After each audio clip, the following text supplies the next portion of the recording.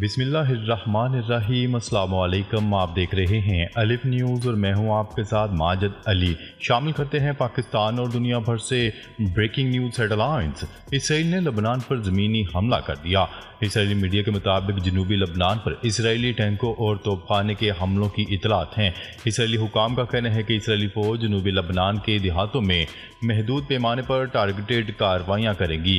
عرب media کے مطابق اسرائیلی فوج نے لبنانی سرحد کے قریب بستیوں کو فوجی چھاونیاں قرار دے دیا۔ دوسری جانب لبنانی فوج اسرائیلی سرحد سے 5 کلومیٹر پیچھے چلی گئی۔ غیر ملکی خبرساں ادارے روئٹرز کی رپورٹ کے مطابق لبنانی فوج جنوبی لبنان میں اسرائیلی سرحد پر واقع کئی مورچے چھوڑ چکی ہے۔ غیر ملکی خبرساں ادارے کی رپورٹ کے مطابق امریکی حکام کا کہنا ہے کہ اسرائیل لبنان کی سرحد پر محدود کارروائیاں کر رہا ہے۔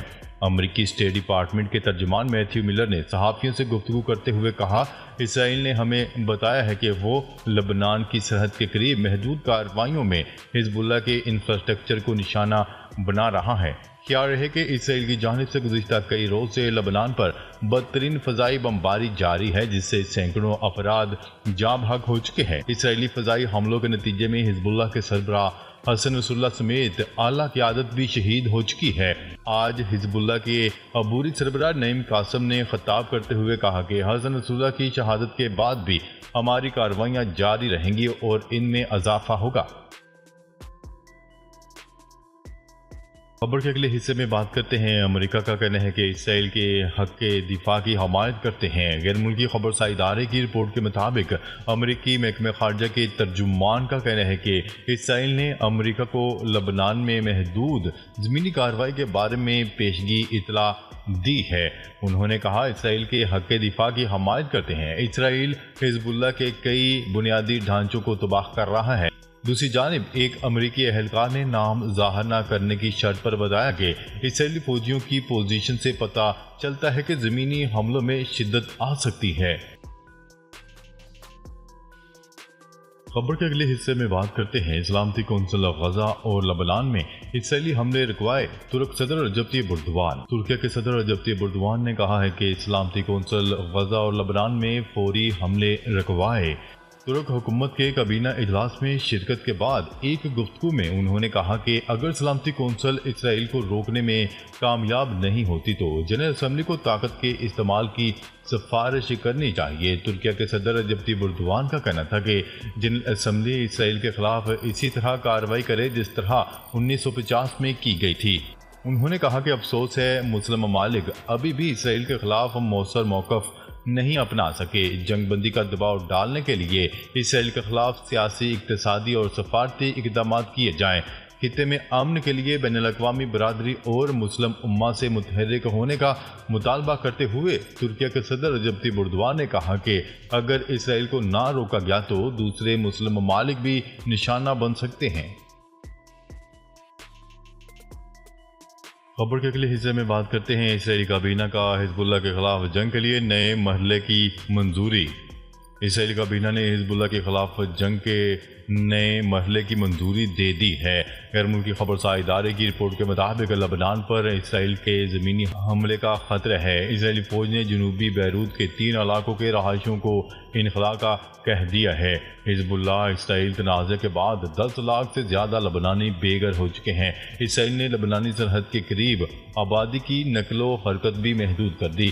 لبنانی فوج اسرائیل کے ساتھ سرحد سے 5 کلومیٹر پیچھے ہٹ چکی ہے۔ امریکی حکام کے مطابق اسرائیلی فوجیوں کی پوزیشن سے پتہ چل رہا ہے کہ زمینی حملہ بہت جلد ہو سکتا ہے۔ دوسری جانب بیروت میں انٹرنیشنل ایئرپورٹ کے قریب اسرائیل کی جانب سے فضائی حملہ کیا گیا اور رات کے کئی دھماکوں کی آوازیں سنی گئیں۔ اسرائیل کے حملوں میں مزید 95 لبنانی شہری شہید ہو گئے۔ حزب اللہ نے کہا کہ اسرائیل سے طویل زمینی جنگ کے لیے تیار ہیں۔ خبر کے اگلے حصے میں بات کرتے ہیں۔ لبنان پر حملے، یورپی یونین نے اسرائیل کو خبردار کر دیا۔ اسرائیل اور لبنان کے درمیان جاری کشیدگی پر یورپی یونین نے خبردار کرتے ہوئے کہا کہ اسرائیل لبنان میں مزید حملے نہ کرے، فوجی مداخلت سے حالات مزید بگڑ سکتے ہیں۔ اس حوالے سے اسرائیلی جارحیت اور لبنان کی موجودہ صورتحال پر یورپی یونین کے وزراء خارجہ کا ہنگامی اجلاس ہوا۔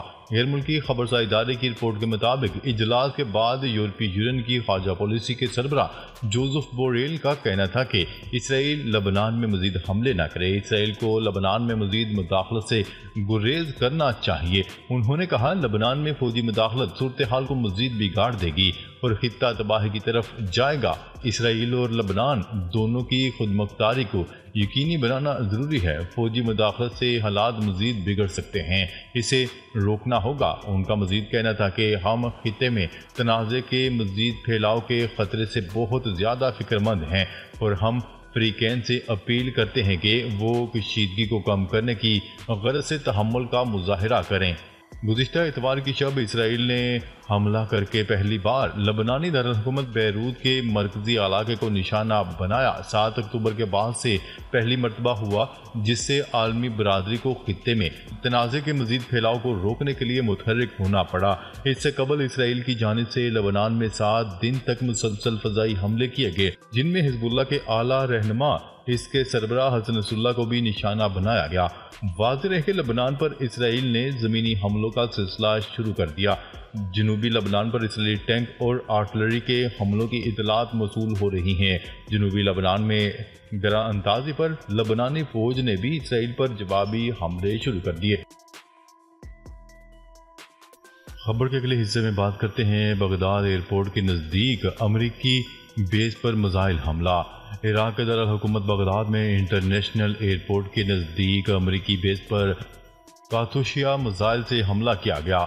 عراقی خبرساں ادارے کی سیکیورٹی ذرائع کے حوالے سے شائع کردہ خبر کے مطابق ایک کاتوشیا میزائل بغداد ایئرپورٹ کی کھلی اراضی میں گرا اور دوسرا اسی علاقے میں امتداد دہشت گردی سروسز کی پارکنگ ایریا میں گرا۔ عراقی ذرائع کے مطابق راکٹ بغداد ایئرپورٹ کے اس حصے میں داغے گئے جہاں امریکی اتحاد کے فوجی رہتے ہیں۔ راکٹ حملوں کے بعد ایئرپورٹ پر دھماکوں کے بادل چھا گئے۔ ابھی تک راکٹ داغے جانے کی اطلاعات اور ممکنہ طور پر جانی اور مالی نقصانات کی رپورٹ سامنے نہیں آئی اور کسی نے بھی حملے کی ذمہ داری تاحال قبول نہیں کی۔ رپورٹس کے مطابق حملے میں کسی قسم کے جانی نقصان کی اطلاعات موصول نہیں ہوئی۔ خبر کے اگلے حصے میں بات کرتے ہیں لبنانی فوج کے اسرائیل پر جوابی حملے شروع۔ اسرائیل نے لبنان میں محدود زمینی کارروائی کے منصوبے پر عمل کرتے ہوئے جنوبی لبنان میں دراندازی کی، جس کے جواب میں لبنانی فوج نے بھی جوابی حملے شروع کر دیے۔ غیر ملکی خبرساں ادارے کی رپورٹ کے مطابق اسرائیلی میڈیا نے اس بات کا عندیہ دیا تھا کہ اسرائیل نے لبنان پر جارحیت کے لیے زمینی حملے کی تیاری شروع کرنے سے قبل باقاعدہ امریکہ کو آگاہ کر دیا تھا۔ اسرائیل کی جانب سے کارروائی کرتے ہوئے جنوبی لبنان پر آرٹلری اور ٹینکوں سے حملے کیے۔ جنوبی لبنان میں دراندازی پر لبنانی فوج نے بھی اسرائیل پر جوابی حملے شروع کر دیے۔ اسرائیلی میڈیا نے رپورٹ دی ہے کہ اسرائیل نے شمالی سرحدی علاقوں کو فوجی زون قرار دے دیا، جس کے جواب میں حزب اللہ نے اعلان کیا ہے کہ ہم اسرائیلی حملوں کا مقابلہ کرنے کے لیے تیار ہیں۔ دوسری جانب حزب اللہ نے بھی اس بات کی تصدیق کی ہے کہ اسرائیلی حکام نے زمینی کارروائیوں سے متعلق واشنگٹن کو آگاہ کر دیا ہے۔ اسرائیل لبنان میں زمینی حملے کسی بھی وقت شروع کر سکتا ہے۔ دوسری جانب واشنگٹن ڈی سی میں پریس کانفرنس کے دوران امریکی صدر جو بائیڈن سے پوچھا گیا کہ کیا وہ لبنان میں اسرائیل کی محدود زمینی کارروائی کے منصوبے سے آگاہ اور مطمئن ہے۔ اس پر جو بائیڈن نے جواب دیا کہ میں آپ کی سوچ سے زیادہ آگاہ ہوں اور میں ان کے رکنے پر مطمئن ہوں گا، ہمیں فوراً جنگ بندی چاہیے۔ علاوہ ازیں امریکی دفتر خارجہ کے ترجمان میتھیو ملر کا کہنا تھا کہ امریکہ دہشت گردی کے خلاف اسرائیل کے حق دفاع کی حمایت کرتا ہے مگر مشرق وسطی کے بحران کا سفارتی حل چاہتا ہے۔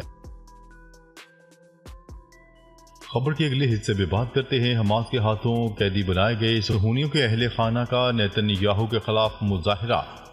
نیوز رپورٹ کے مطابق صہیونی قیدیوں کے اہل خانہ نے مقبوضہ بیت المقدس میں صہیونی حکومت کے وزیر اعظم نیتن یاہو کی پالیسیوں کے خلاف احتجاج کیا اور اسے سب سے بڑا جھوٹا قرار دے دیا۔